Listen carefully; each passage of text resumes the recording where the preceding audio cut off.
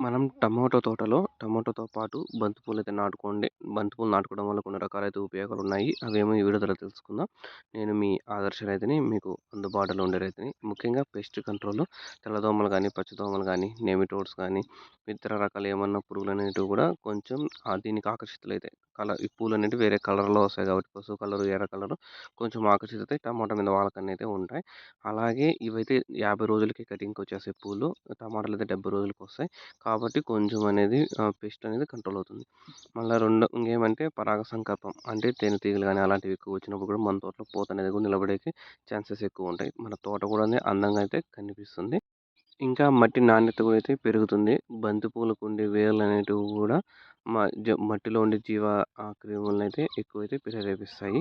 ఇంక ఫైనల్‌గా ఈ పూలు కూడా మనమైతే కోసైతే అమ్ముకోవచ్చు. మనకు బంతి పూలనేటివి వచ్చినాయనుకో కోసుకొనైతే అమ్ముకోవచ్చు. మనమైతే టమాటా సాలు ఉంది లాస్ట్‌ది.